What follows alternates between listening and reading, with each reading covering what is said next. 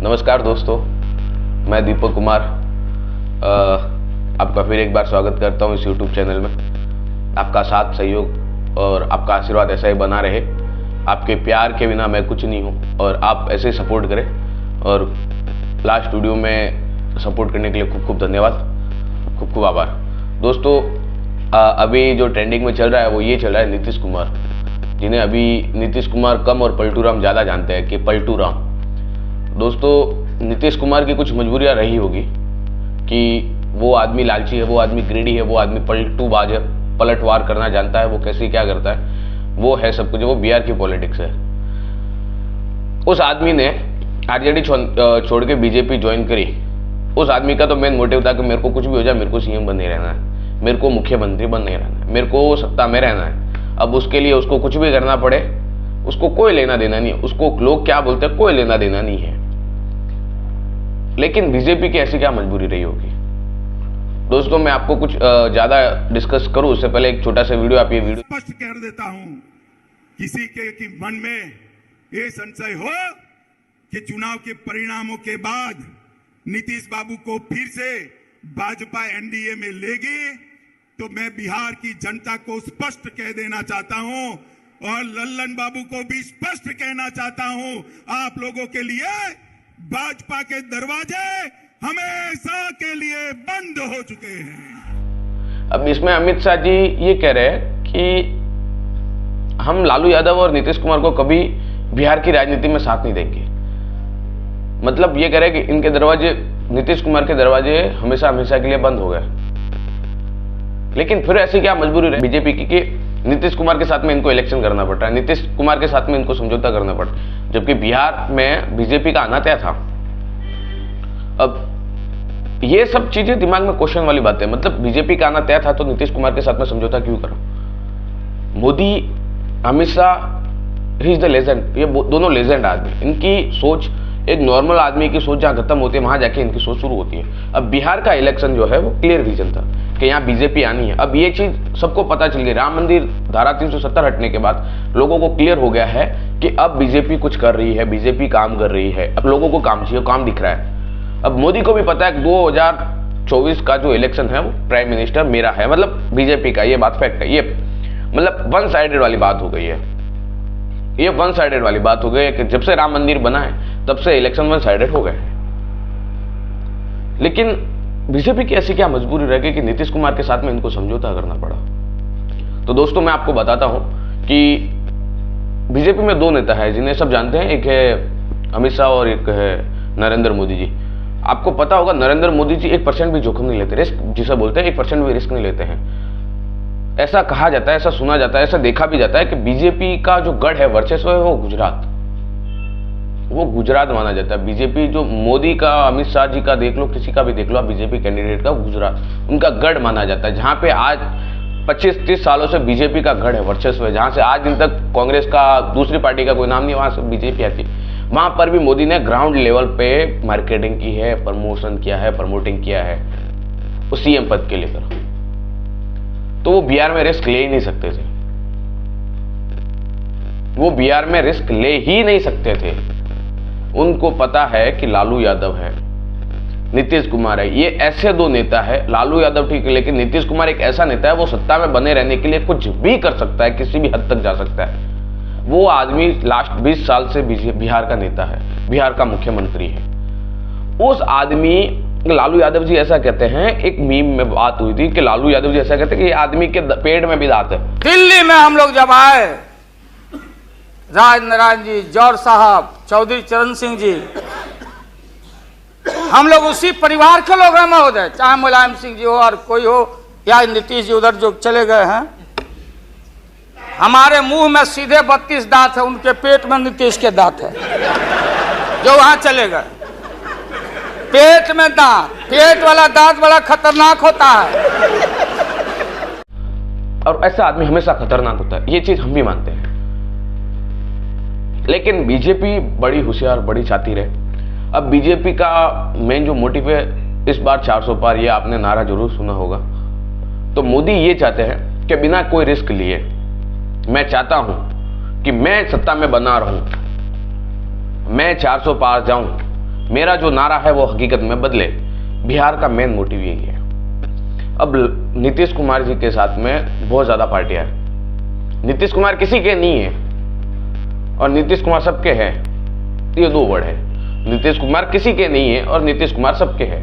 नीतीश कुमार जी है, लेकिन मोदी जी, बीजेपी ऐसा कर सकती थी, मतलब ये थोड़ा एक आउट ऑफ सिलेबस वाला था सीन था।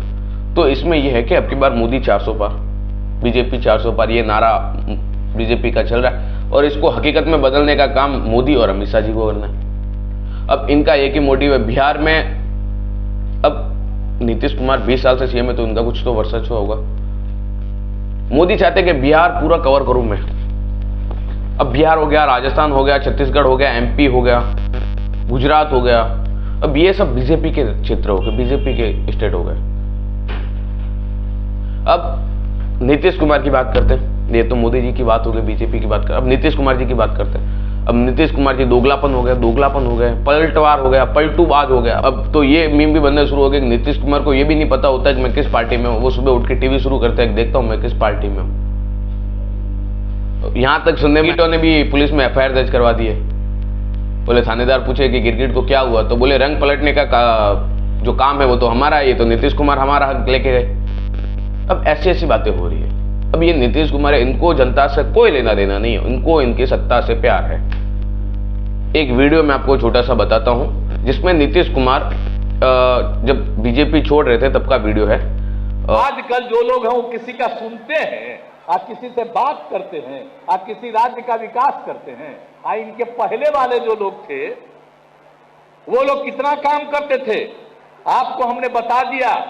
अटल जी, आडवाणी जी, जोशी जी, ये सब काम करते थे। इनके असली नेता वही थे, पहले अध्यक्ष, दूसरे अध्यक्ष, तीसरे अध्यक्ष सब वही थे। और बाद में जब मौका मिला तो हम काहे के लिए हुए थे, हम तो चाहते थे कि लोग को, अब बाद में केस करके ये किया, हमको ये किया, बताइए, तो उनके ऊपर तो कुछ था नहीं लालू जी का। और अब फिर जब हम लोग एक साथ हुए तब फिर केस कर रहा। अब आप समझ लीजिए कि किस तरह का काम करते रहते हैं ये सब लोग। और जो आते हैं आज जानते क्या है, जानते क्या है? अरे जानने वाले जो लोग हैं उन लोगों का हमने नाम दिया और उनकी पार्टी बनी है, उस पार्टी को बनाने वाले ये लोग थे। लेकिन जब दूसरे आज जिस तरह से वो बाकी सबके साथ कर रहे हैं, हम तो अलग हो गए। और आप जान लीजिए जीवन भर हम किसी भी तरह से उन लोगों के साथ फिर नहीं जाएंगे। हम लोग सब जो पुराने समाजवादी हैं एक साथ रहेंगे और बिहार का तो तरक्की करेंगे ही, देश के उत्थान के लिए भी हम लोग मिल करके काम करेंगे। आप सबका सहयोग चाहिए। और आज देख करके अब नीतीश कुमार जी ऐसा कह रहे हैं कि ये दोगलापन है, ये धोखेबाज है, इन्होंने मेरे पे केस करा, एफआईआर करी। अब जब इन सबको इतना क्लियर था कि मैं इनके साथ में उठ बैठ नहीं सकता हूं, तो इनके साथ में काम करने का क्या रीजन? भाई इनको सत्ता चाहिए, कुछ भी हो जाए, नीतीश कुमार को कुछ भी कर लो, उसको सत्ता चाहिए। ये नीतीश कुमार का मेन मोटिव है। अब मैं आपको बताता हूँ नीतीश कुमार के जो कार्यकाल रहा, नीतीश कुमार का जो कार्यकाल रहा, नीतीश कुमार का कार्यकाल, तो नीतीश कुमार का कार्यकाल देखे अपन तो 1994 में जनता दल से अलग समता पार्टी बनी, फिर 2013 में बीजेपी से नाता तोड़ा, 2015 में आरजेडी और कांग्रेस के साथ गठबंधन किया, फिर 2017 में आरजेडी को छोड़ फिर बीजेपी में आए, फिर 2022 में फिर बीजेपी से नाता तोड़ा, अब 2024 में आरजेडी से नाता तोड़कर बीजेपी में आ गए। अब इसमें एक बड़ी बात यह है कि नीतीश कुमार का बीजेपी में आने का मतलब है कांग्रेस का एकदम से सफाया हो जाना। अब उसका रीजन ये है, कांग्रेस हो जाए, सपा हो जाए, बहुजन समाजवादी पार्टी हो जाए, आम आदमी पार्टी हो जाए, ऐसी पार्टियों का ऑलमोस्ट सफाया हो गया, खत्म हो गया। उसका रीजन ये है कि जो नीतीश कुमार से इंडिया INDIA का नाम सुना होगा आपने, जो अभी हाल ही में उसकी मीटिंग बैठी थी, जिसकी कम्युनिटी एक गठन हुआ था 18 पार्टियों का, तो आपको पता होगा उसका जो नेता था, वो उसका जो गठबंधन था, जिसकी सोच थी और ये सब करने के पीछे जो आदमी था वो नीतीश कुमार था। आई थिंक आपको पता होगा, अगर नहीं भी पता होगा तो हम बताएंगे आपको कि INDIA का जो गठबंधन करने वाला था, जो जिसका गठन किया गया था, उस सबका जो मास्टरमाइंड कहा गया वो नीतीश कुमार था। उसका रीजन था उसको PM इलेक्शन जीतना था। अब नीतीश कुमार को ये चीज़ पता चल गई थी कि मोदी को मैं अकेला नहीं हरा सकता, उसके लिए मेरे को गठबंधन चाहिए, उसके लिए मेरे को साथ चाहिए। अब उसके लिए RJD उसका साथ नहीं दे सकती, इसलिए उसको बहुजन समाजवादी पार्टी चाहिए का साथ चाहिए था। आप आदमी पार्टी, कांग्रेस, बहुत ज़्यादा पार्टी, मतलब उनको ऐसा साथ चाहिए था। अब जैसे 2024 का मंदिर हुआ, भव्य निर्माण हुआ, तो इलेक्शन वन साइडेड हो गया। तो अब इसको समझ आ गया नीतीश कुमार को कि अब मैं यहाँ नहीं जीत सकता, अब मेरी दाल नहीं करने वाली, 2024 का इलेक्शन मैं नहीं जीत सकता। अब इसमें भी बात ये आ गई कि जो अपनी एक कहावत है कि एक म्यान होता है, म्यान तलवार का जो म्यान होता है, एक म्यान में एक ही तलवार जा सकती है, उसमें अगर आप 4 तलवार डालने की कोशिश करोगे तो कभी नहीं जाएगी। वैसे प्राइम मिनिस्टर की जो कुर्सी है वो एक ही कुर्सी है, लेकिन आप उस पर 4 हकदार जताओगे तो पॉसिबल नहीं है। अब उसी में कांग्रेस का जो नेता है राहुल गांधी, वो कहते हैं कि कांग्रेस प्राइम मिनिस्टर कांग्रेस से मैं बनूंगा। नीतीश कुमार जी अपने पलटूबाज आदमी कहते हैं कि प्राइम मिनिस्टर मेरे को बनना है। अब अखिलेश यादव जी बोल रहे हैं कि प्राइम मिनिस्टर मेरे को बनना है। अब लालू यादव जी बोल रहे हैं प्राइम मिनिस्टर मेरे को बनना है। अब बड़े बड़े नेता है, बड़ा गठबंधन है, अब सबको प्राइम मिनिस्टर बनना है, लेकिन प्राइम मिनिस्टर की सीट एक ही। अब ये चीज सब नीतीश कुमार को पता चल गई कि INDIA का कोई गठबंधन नहीं है, INDIA का कोई नेता नहीं है, INDIA का कोई प्रमुख स्रोत नहीं है, कोई समझौता करने वाला नहीं है। सबको अपनी अपनी सीट चाहिए, सबको अपना अपना काम चाहिए, सबको अपना चाहिए। मेरे को प्राइम मिनिस्टर बनना है, कैसे बनूं, क्या करूं, कोई लेना देना नहीं है। अब इसमें देश का भला हो कि बुरा हो, कोई लेना देना, ये देश की राजनीति है अपनी सब, ये अपने भारत की राजनीति है।